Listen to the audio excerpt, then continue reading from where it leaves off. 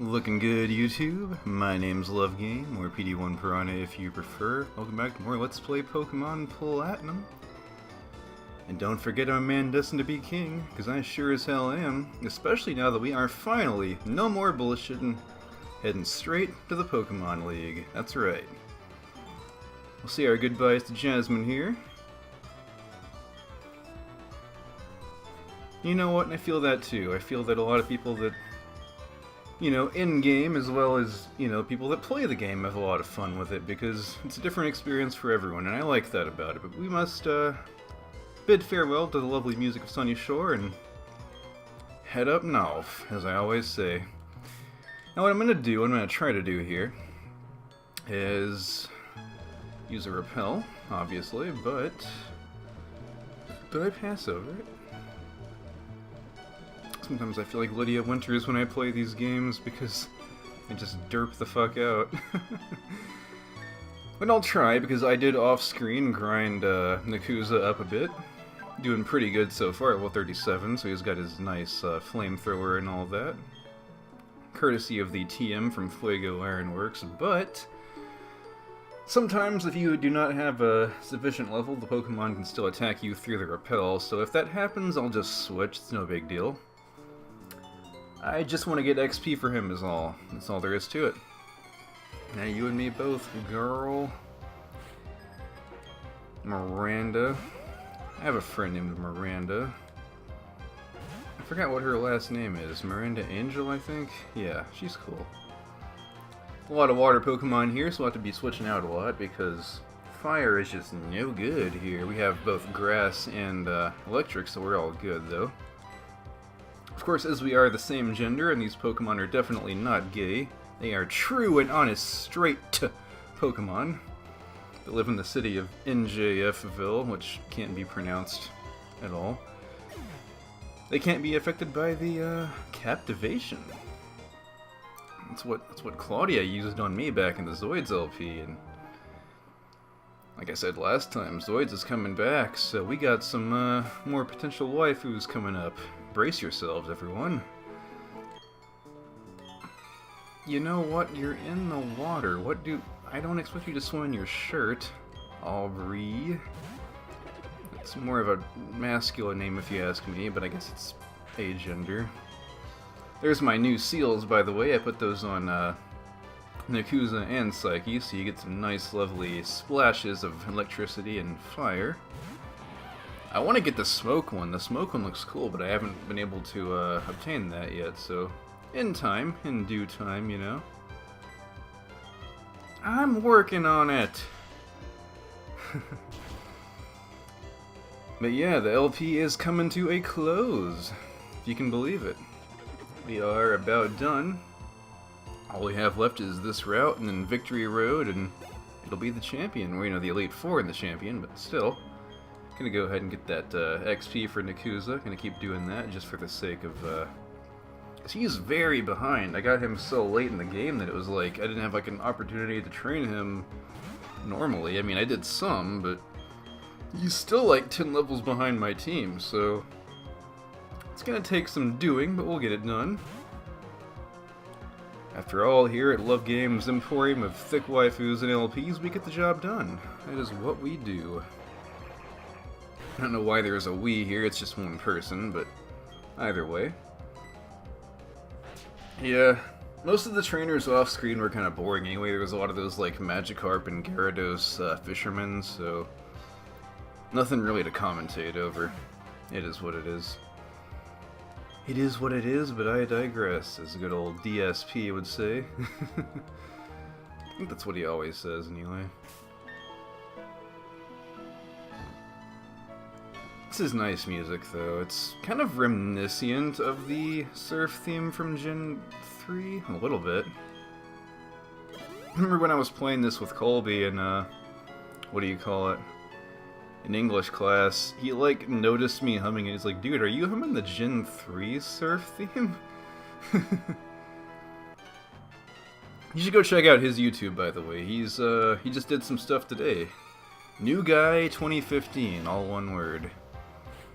I don't know why he Oh, hey, Mantike. You can get Mantine here, or Mantike, and you can get a Remoraid to evolve him into his final form, so that's kind of cool. See what kind of damage I do to it. Just gonna do a little check here. Mantine, if you didn't know, is my favorite Pokemon of all time. Very solid Pokemon. A good special defense kind of dude. I'm gonna try to see what kind of damage he does to me, because I don't know. He's just a baby, so he's not gonna do that much damage, hopefully, but you know, Mantike is a very heavy Pokemon. He is the heaviest baby Pokemon in all of existence. Of course, he's running off of his much weaker physical attack here for some reason, so I got it in the bag this time. Yeah, Houndoom's a solid Pokemon. As I said before, he got a Mega Evolution in a later game. Hey, he's got the duo. Friends for life, if you will. Because if you look at the sprites pre this game anyway, Gens 1 through 3, Mantine does have a Remoraid on its fin. Nice little detail that wasn't in the subsequent games, oddly enough. Tonight we are sipping on, for the first time actually, this is a kind of a live taste test. Oh, there it is. There is the one and only, the man, the myth, the legend, the one who has carried me through a lot of competitive battles, Mr. Mantine himself. Of course, since this guy's using him, he's not nearly as good. Only when I use Mantine is he actually viable. Other than that, I mean, you might as well just pack it up. Although I'm probably dead here just for saying that. It's Mantine, what can I say? Mantine is the best. You just can't beat the Mantine, no matter how hard you try. I do want to revive to get that XP though, because you just can't say... I mean, I'll give you an example. This one dude on Pokemon Showdown, I forgot his name because his name's not even worth remembering, but this dude, I was just trying to make friendly conversation with him. I was like, man, I was like talking about like lower tiers, and I was like, yeah, I've been making a lot of these victories lately with these lower tier Pokemon. I've been doing this and that, and I mentioned that I had been using Mantine, and he kept on saying like he had like no other like, or he was like a broken record. He just kept on saying like, competitively Mantine is trash. He just kept on saying that one sentence over and over again, even though it held no water at all. And so, what I said was, I let my results speak for themselves. And I ended up 6-0ing him, which if you don't know is where I defeated him without losing a single Pokemon, so... This guy mentioned Crasher Wake. Honestly, as I've said before, Pokemon's tier list is not nearly as, like, well made as other tier lists in competitive gaming. For example, like, look at Melee. Is my Repel still up? Yeah, it is. Okay. Melee, and even... Oh, shit. I have to switch. That's not good. I got to switch, fam. I would like to use them in a double battle, though, so if that's at all possible, can I at least get up here? But yes, other games like Melee and just all the Smash games in general, their tier lists are based entirely off of tournament results, things like that. The results that people have gotten from, what the fuck? Why are they so low level? It's gonna be, like, kind of a breather here, anyhow. That's how those games' tier lists are, determined. Now, if you compare that with, say, Pokemon now, Pokemon's tier lists are usually determined by a very small group of, like, people, like, famous, not really, yeah, like, famous Pokemon YouTubers, or Poketubers, as they're sometimes called. Admins on Smogon, which I like Smogon's, just their general, like, way of doing things a lot, actually. I think their ban list is actually very well done. I really do. But it's based heavily off of that, and it's mostly their choice. It's not entirely based off of things like, tournament results. So you have a very biased tier list, and you have it to where it's very, how do I say, like, it's not easy to get into the higher tiers. They're a little more, like, it's like this exclusive list now. Like, OU's very small. That move is fucking loud. Anyways, the OU tier itself is very small and exclusive, so it's not a very good representation of what's actually good to use and competitive every time. And that's just how it is. Whereas, you have games like Smash Bros. And Street Fighter, and I wouldn't really say BlazBlue, because BlazBlue is a really balanced game, but I just don't think the tier list in Pokemon accurately reflects how good a Pokemon is and how competitively viable it can potentially be. That was a bad move. Man, I fucked up there. Gonna have to use a revive. I'll bring out Psyche though, because she's close to a level. And there are certain Pokemon, definitely, that have, like, very obvious disadvantages in the competitive scene. Like, something like a Delcatty. As much as I love Delcatty, it's definitely not that good, but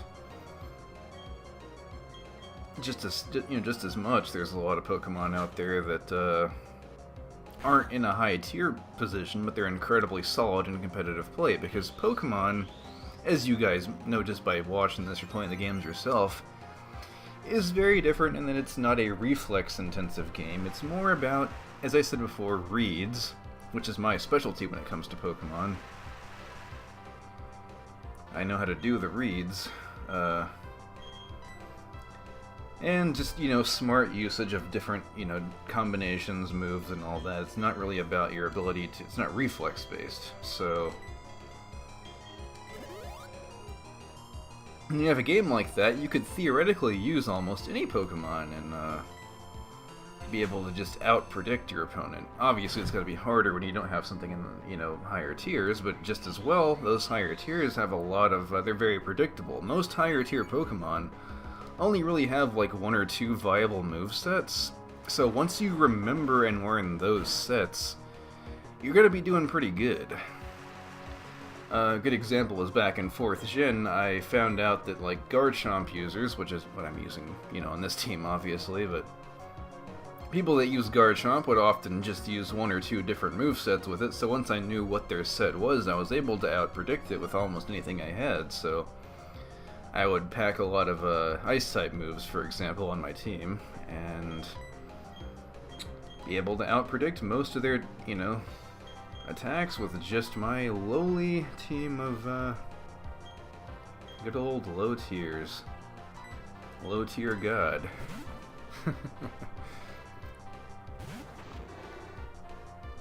So that is my hot tips for competitive Pokemon. I have not played that in a while, though. I'd like to get back into it, but I haven't personally gotten into it since Gen 6. Never actually seen him use Spit Up before. Usually opts for Swallow instead. There's a sexual joke somewhere in there. Next we have a fan favorite from my boy Michael, Golduck. Always a solid choice, I suppose. Let's see here. Might just go ahead and use a Feint Attack on that thing so I can get a, hopefully a good Night Slash off. I was getting a lot of criticals with Nakuzo when I was training him earlier, so maybe that'll carry over. Who knows? But, yeah, we're just gonna progress up this route. Hopefully not run into too many snags or anything like that, because nobody wants that. We just want more levels, because levels are how you get the goods.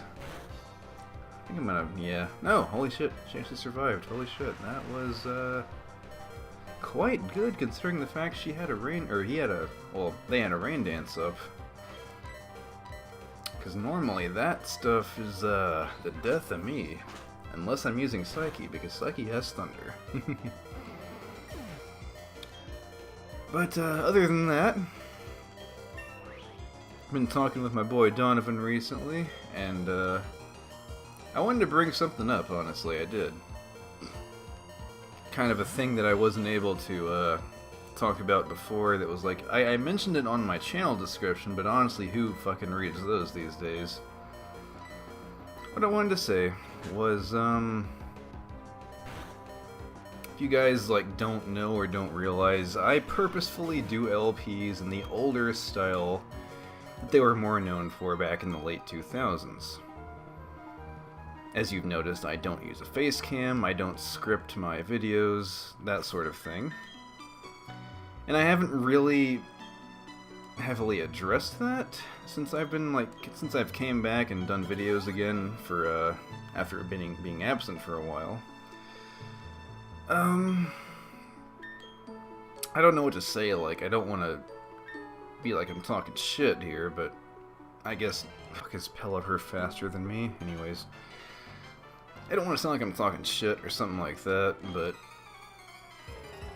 I hate the way that Let's Plays are now. I don't want to make that too much of a secret because that's just how it is. I absolutely loathe it with every fiber of my being, if I'm being honest. I gotta switch. Okay. But yeah, I hate it. I think the style of LPs where one, you know, scripts all their reactions and uses face cams and that sort of thing is not Let's Playing to me. It is a sham. It's like, I don't know, it's just fake to me. I find it unwatchable. Particularly when they script their stuff. I cannot stand scripted LPs. I find it unwatchable in every possible sense of that word. It should be categorized as something entirely different than Let's Plays. You could call it gaming videos, gaming comedy, or something like that. But it's content for 5-year-olds. Let's call it what it is.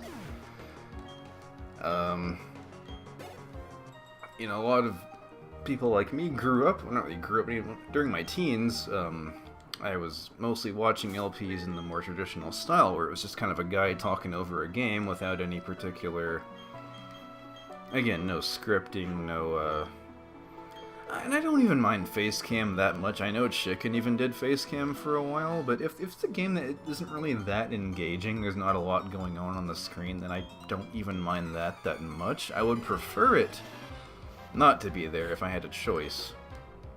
But if it's there, you know. But my friend Donovan had been asking me, like, you know, why don't you script your stuff? Or I think he suggested me to script it, and I was like, I would never under any circumstance do that. Even if I was like offered money, I wouldn't do that because that's not a Let's Play to me. That's garbage. That's unwatchable to me. Seriously. And it sucks because it's so hard to find content if you're not into that type of shit. It's so hard to find content of you know, traditional LPs nowadays because most people just do it for money instead of a hobby. Is this rappel still up? That's fucking insane. Did I only use one or did I use two? I do dig this music though, it's quite serene. But yeah, if that's what you like to do, then more power to you, I guess. I'm not anyone to stop you, but I personally would never even consider doing that. I've never considered it in my life, and I would never start doing it now, because I enjoy what I do just the way it is. I mean, obviously I employ editing if I'm doing a backtrack, or if I die in Dark Souls and I have to go back and do it again, obviously I'll edit, but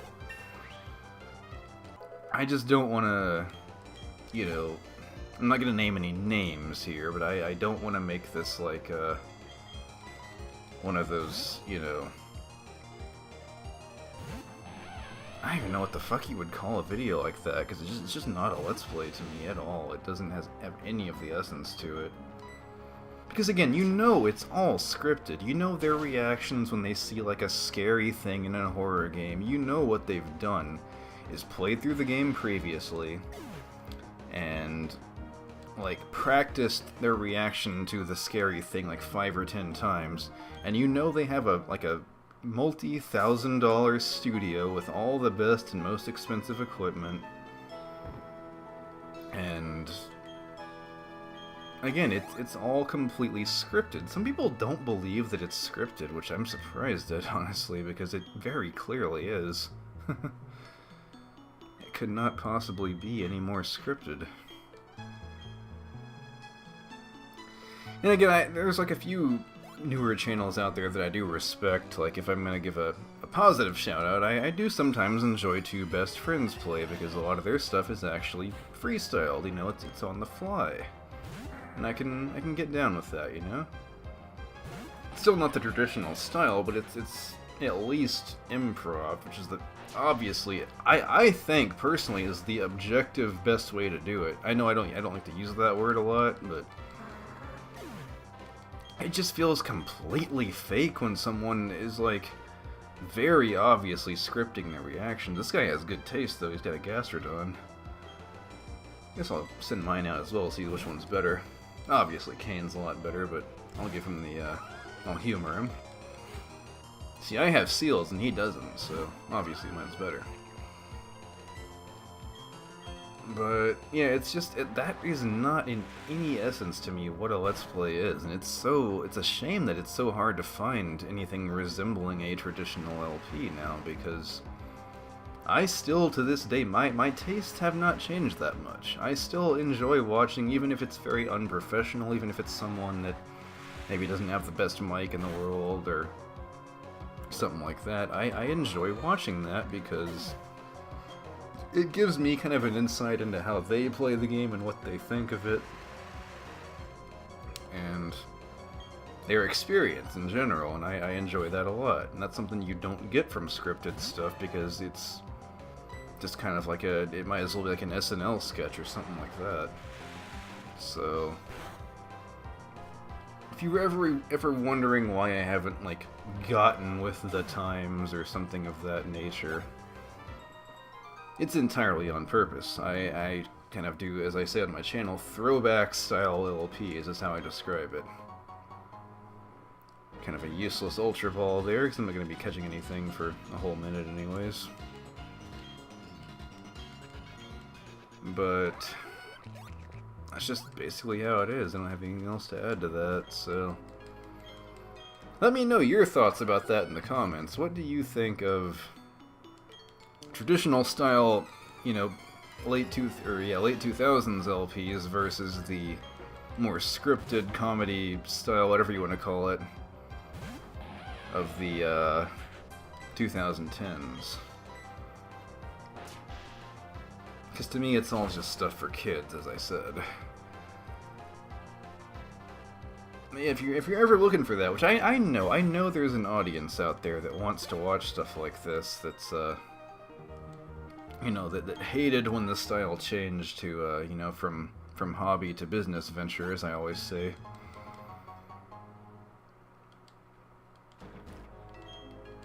That want to watch stuff like this, and well, here I am.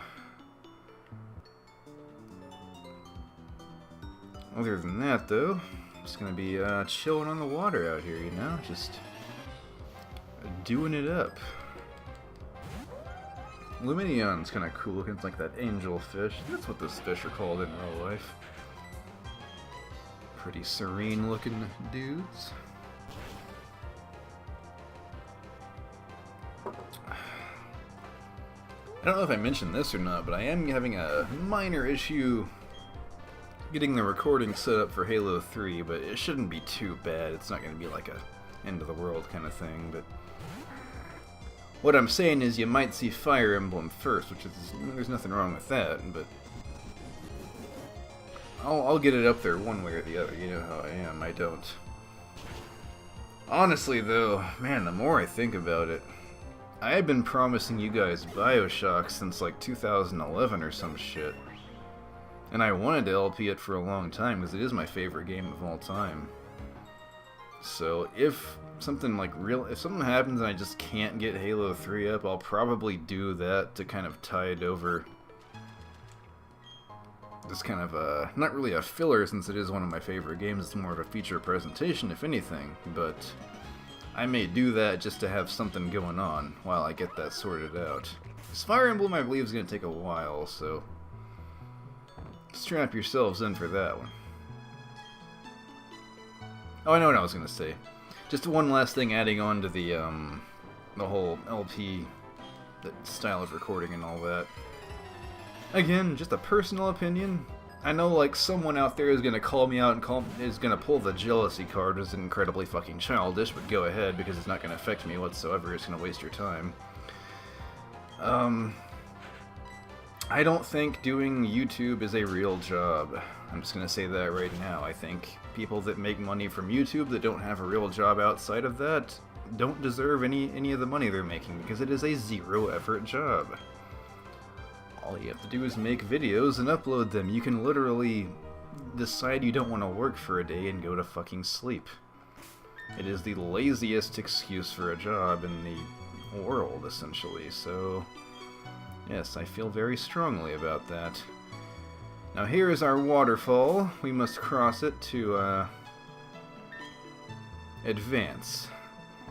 For now, I'm going to go ahead and give it to Cane of Water because we can always go to the move deleter homeboy later on if we want to get like a final move set for, what do you call it, the Elite Four.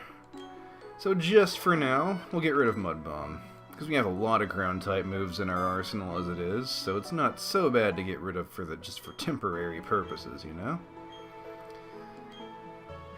No Sander Cohen freak out this time. It'll call back to the Ruby LP there, but here we are.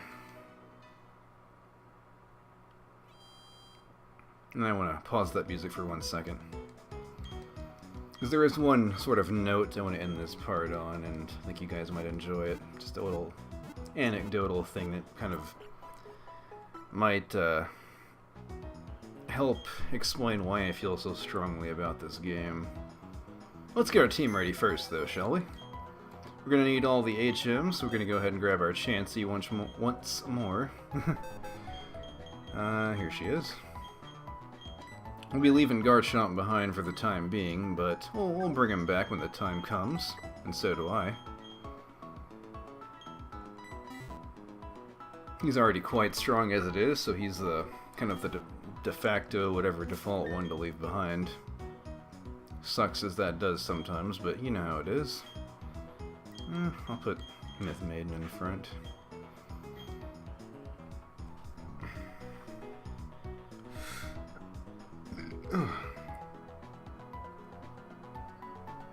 Just gonna take a quick sip here while we go back outside.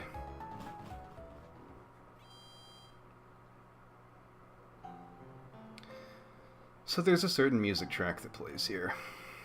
This is the theme for the Pokémon League in the 4th gen that is very different to the rest of the game.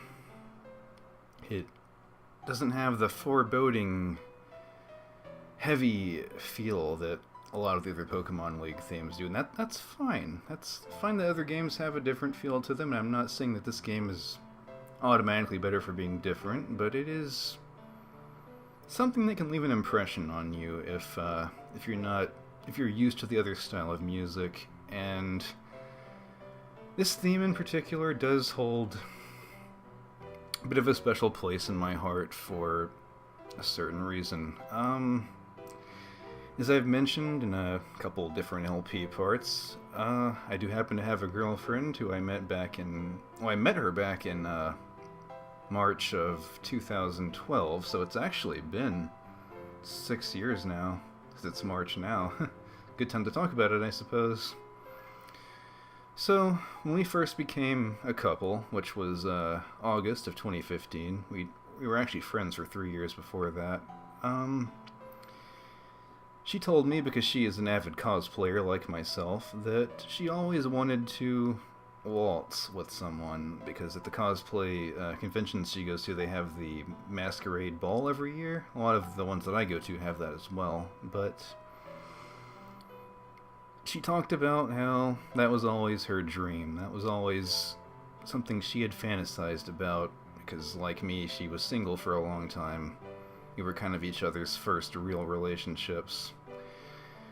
And this theme was the theme that she sent me and told me that she wanted to waltz with me one day to that theme. And I shared that sentiment very much, because a friend of mine a long time ago did teach me how to waltz, and it was kind of a cool thing to know now that she had dreamt of doing that. And ever since, this theme has been something I have just kind of linked to her during more romantic moments or conversations or something like that. So it'll always have that connection to me, even though it was long after I had played through the game. You know, I played through this back when I was 16, and I was 22 when I actually got into a relationship with her, so it's just one of those really deep connections you can have with a game sometimes. And if there's anything you guys, anything at all, anything remotely emotional or romantic that you can link to any of your favorite games, I would love to know that. I would love for you to tell me anything about that in the comments. So just let me know. What game, what theme, what moment holds a special place in your heart and will stay with you for the rest of your life. But until then, I have been Love Game. This has been Pokemon Platinum, and next time, we will cross the threshold into Victory Road. Until then, I will see you guys next time.